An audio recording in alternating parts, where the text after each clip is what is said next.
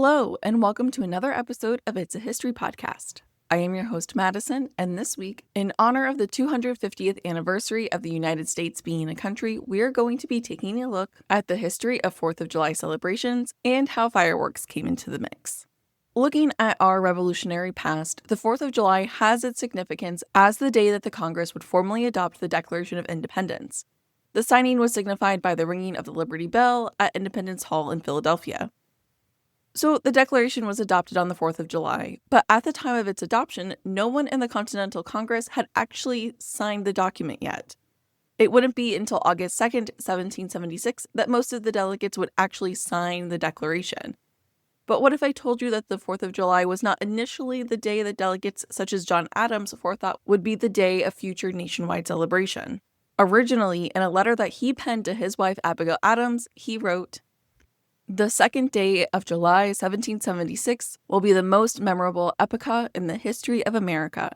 I am apt to believe that it will be celebrated by succeeding generations as the great anniversary festival.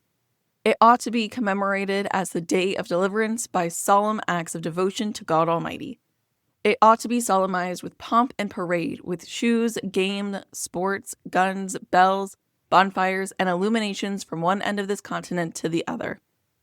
From this time forward forevermore. You will think me transported with enthusiasm, but I am not. I am well aware of the toil and blood and treasure that it will cost us to maintain this declaration and support and defend these states. Yet through all the gloom I can see the rays of ravishing light and glory. I can see that the end is more than worth all the means, and that posterity will triumph in the day's transactions. Even although we should rue it, which I trust in God we shall not." Now that is quite the admiration for July 2nd. So what happened on July 2nd that would have led John Adams to declare that this day would be the day to live on as the nation's day of celebration? Well, that would be the signing of the Lee Resolution. The Lee Resolution was introduced on June 7th, 1776 by Richard Henry Lee that quotes, "These united colonies are and of right ought to be free and independent states." The Lee Resolution was a rather short document that read as follows. Resolved that these united colonies are and of right ought to be free and independent states, that they are absolved from all allegiance to the British Crown, and that all political connection between them and the state of Great Britain is and ought to be totally dissolved, that it is expedient forthwith to take the most effectual measures for forming foreign alliances, that a plan of confederation be prepared and transmitted to the respective colonies for their consideration and approbation. So, in more simple terms, a plan to separate officially from the British Crown, a call to form foreign alliances, an act that would recognize the fledgling country as legitimate, and a plan for confederation, which just means that the new United States would be a political union of sovereign states with a common purpose, like defense, trade, and foreign policy. Now, this little tidbit is not related to the 4th of July, but I felt like you guys would enjoy this little fact. On the original document that is shown in the National Archives website, you can see that in the first line of this document, the word united was accidentally omitted. So they had to use one of those grammar correcting carets in between these and colonies to float the word united in the resolution. I will put up the picture on Instagram so you guys can see what I'm talking about, but I just thought it was interesting that one of our more important documents in our nation's founding has this kind of error and fix in it. Anywho, back to the resolution itself. On June 11th, 4 days after Lee had introduced the resolution, the Continental Congress had appointed 3 separate committees in response to the resolution. One to draft a Declaration of Independence, one to draw up a plan to actually form those foreign alliances, and another one to, quote, prepare and digest the form of a confederation. As the colonies had been rather independent in their existence, the representatives in the Continental Congress would have to go out and survey for how their colonies wanted to proceed with the idea of confederation. Some of the delegates believed that Lee's proposal was a little premature in the process, so they delayed voting until July 2nd, which prior to the signing of the Declaration of Independence, the Lee Resolution was the first official statement that the colonies intended to separate themselves from the Crown, which in turn would give them their independence. So I can see how John Adams would think that this day and this document would be the celebrated set. But the even bigger, more monumental adoption of the Declaration of Independence happened just 2 days later, and this document would be the one to travel from state to state and read to people. George Washington even had the Declaration read to his troops on July 9, 1776, in hopes that the troops would find new meaning in the war for independence that they were fighting. When it comes to celebrating the 4th of July as a holiday, a day to commemorate the war for independence, we can actually look back at several English celebration traditions that would have led the newly minted Americans to celebrate this day. Going all the way back to the 16th century, the people in the British Isles would start to use official and unofficial anniversaries as means of celebrating or to make political statements. There was quite a bit of controversy at the time surrounding church and state, and these celebrations or refusals to celebrate were a way for the people to make their own statements. During this time period, it was common to celebrate and create new holidays based on the king's birthday as a way to combine the king and the Church of England's alliance and create a new English identity, all while there were protests of saint days and feasts by the Protestant population. These traditions surrounding anniversaries and commemorating days like the king's birthday were brought into the colonies as British colonizers landed in North America. The colonizers continued to participate in these traditions, celebrating birthday holidays and important events, up until the 1760s when the colonies began courting the idea of revolution.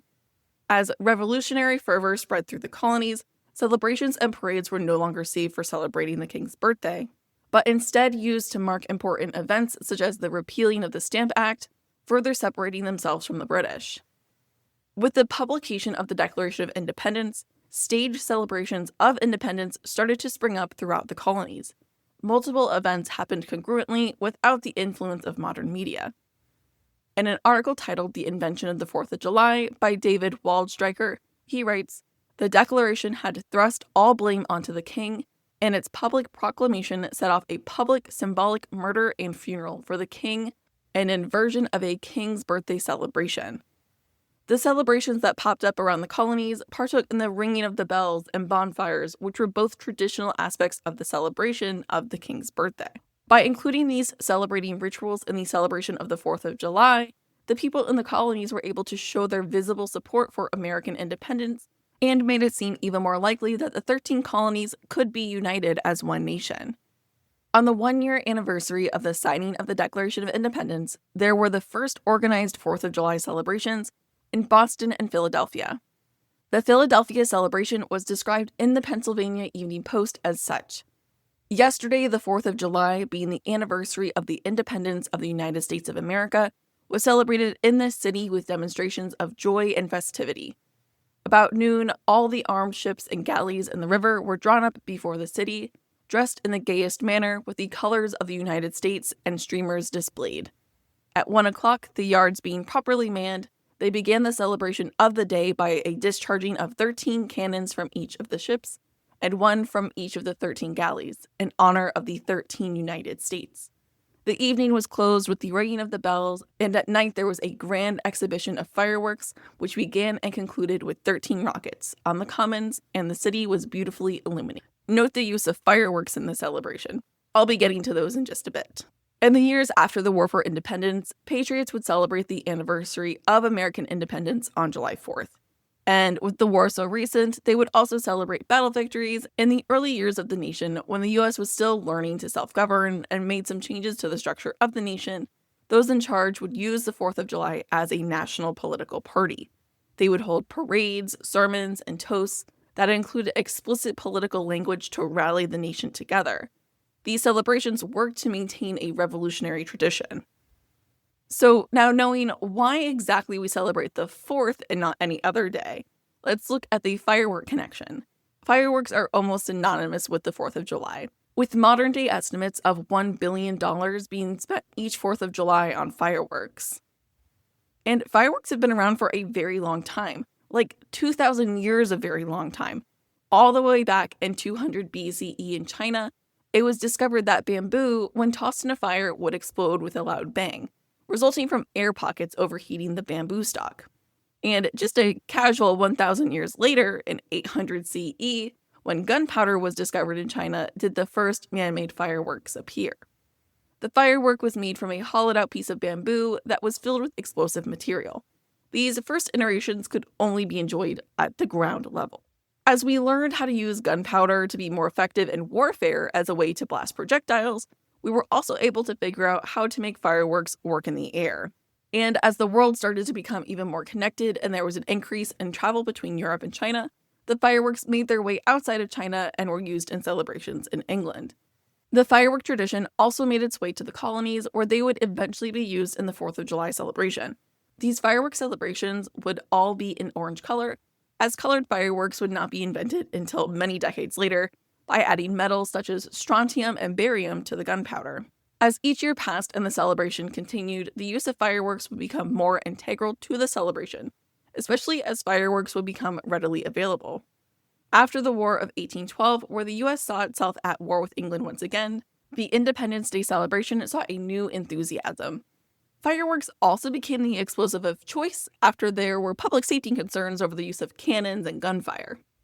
And with that, that's where I'm going to end today's episode.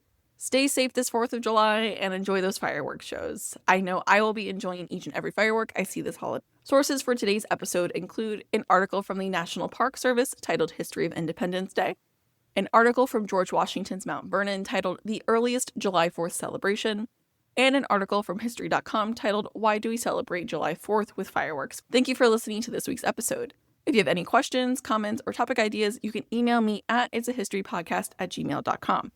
You can also find me over on Instagram and Threads at It's a History Podcast. Thank you again for listening to this week's episode, and I hope to have you in the next one.